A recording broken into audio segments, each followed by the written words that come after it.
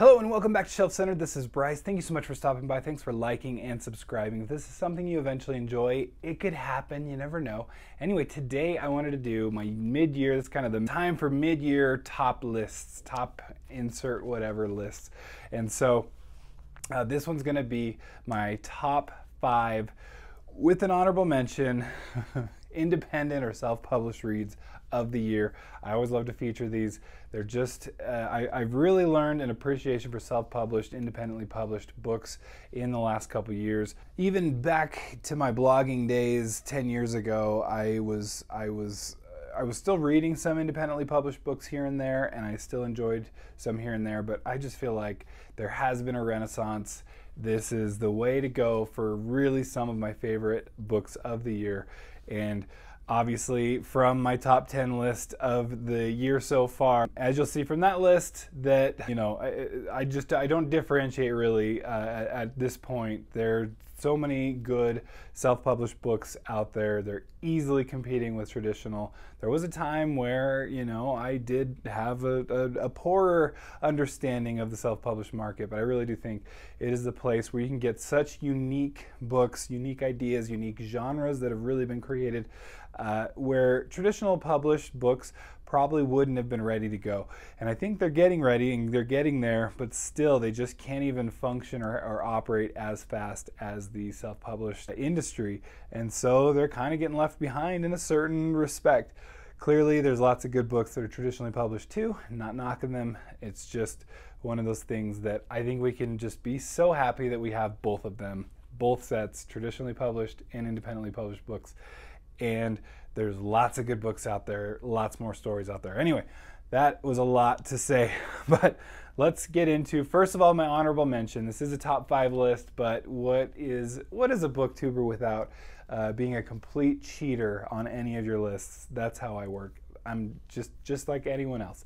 So, being the cheater that I am, I do want to mention, this was a hard one. It's so hard to narrow these down. There's actually a couple probably, but anyway, Blood for Coins by Cam Wolfe, I felt like, you know, probably will make a top 10 list of the year, let's be honest. And, but, you know, just barely missed the top 5 here at the beginning of the year. I just read so many good ones. And Blood for Coins was right up there and made this really hard. Good book, great milieu, as you might call it if you were a professional reviewer. Just a great world building, and I just wanted more of it. And maybe that's part of why it's very short, and I want more. I cannot wait to see what else is in store.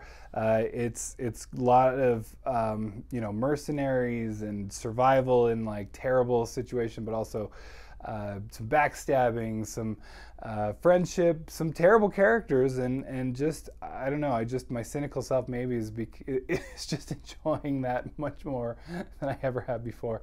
So anyway, Blood for Coins, honorable mention, really enjoyed it. For number 5, we've got The Iron Crown by L.L. McRae.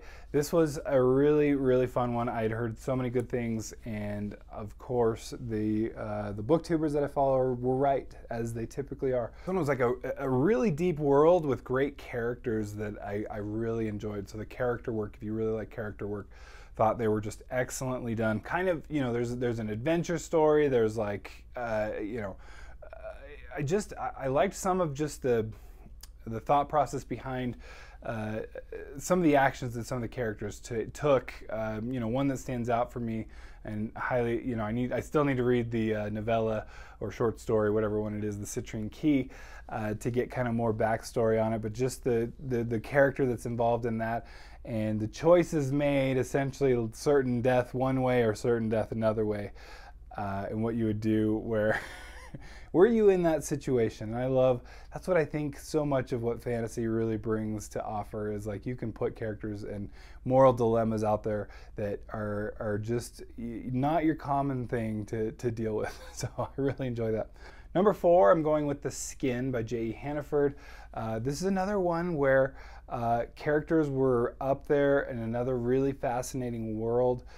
This kind of silky kind of like, I think like Irish myth or something, and I'm so sorry, Scottish myth. Hopefully editing Bryce will be able to clarify this. And it was cool, like an interesting, like I'm a sucker for like getting back, you know, like getting kind of stranded and then getting back. And it's not really it, but it is kind of like a theme in it where a magical kind of creature, you know, loses its skin, right? And then it kind of has to suffer and deal with that and is not able to get home. And so then it's kind of like find the skin and then you can get home to your people. And that's kind of how the adventure goes. Anyway, there's lots to this and I really love it. Cannot wait for book 2, The Pact, and really just highly recommended. Number 3 was a very recent read of mine. That's Dark Theory by Wick Welker. Man, this had so much going for it. It's like part fantasy, mostly science fiction.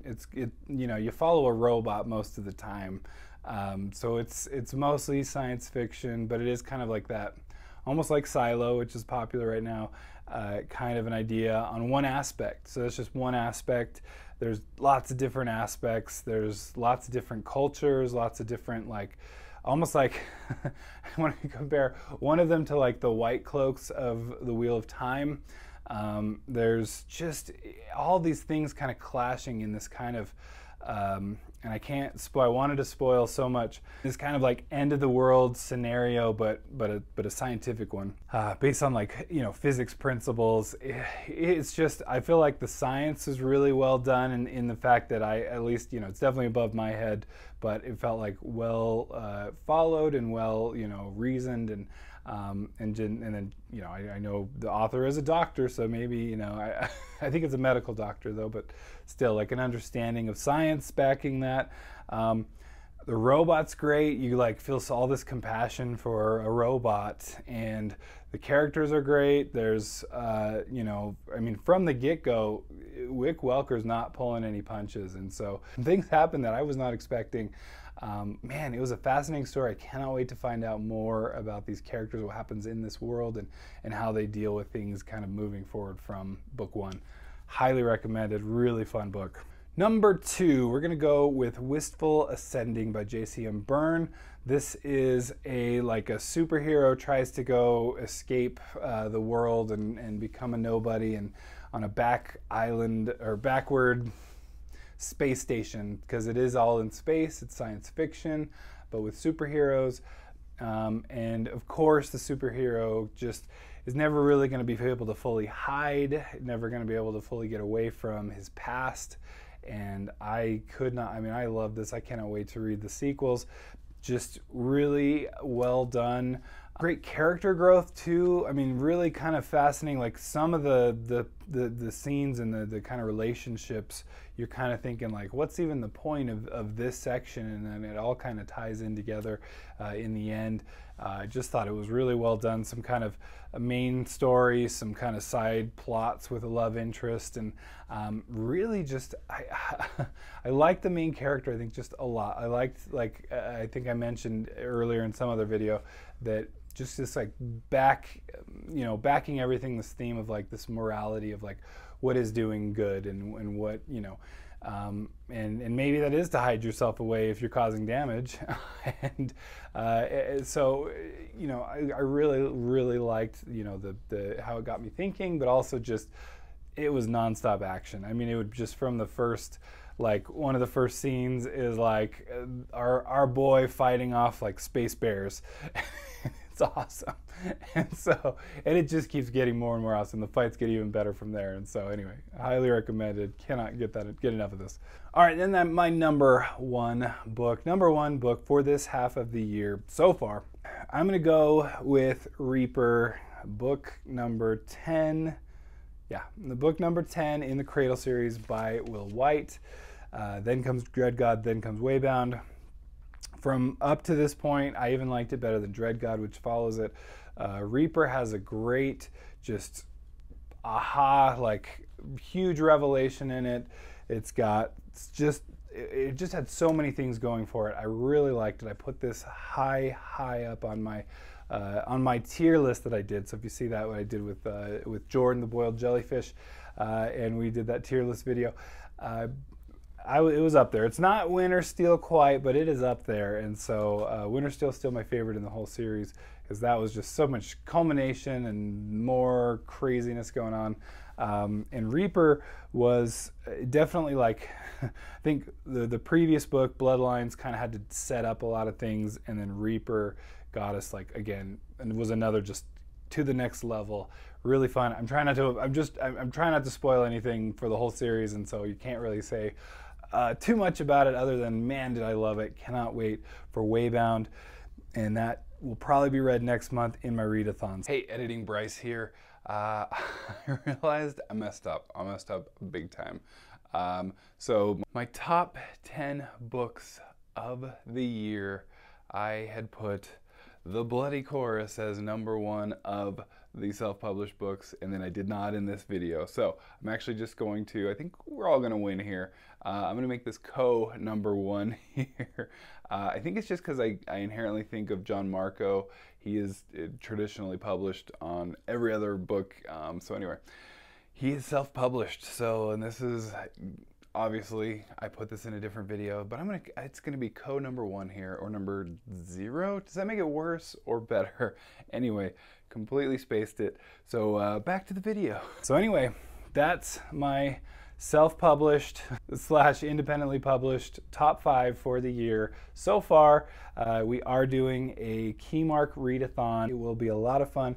It is centering around, speaking of self-published books, it's centering around the SPFBO. So anyway, SPFBO is the competition for self-published books, and it kind of narrows us down from 300 books all the way down to a finals of, I want to say 8, and then the top one. Might be 10. But I am very excited for this readathon. I think it'll be a lot of fun. And so anyway, check the link down below. I'll keep linking that. And hey, thanks for liking and subscribing, and we'll catch you next time. Bye.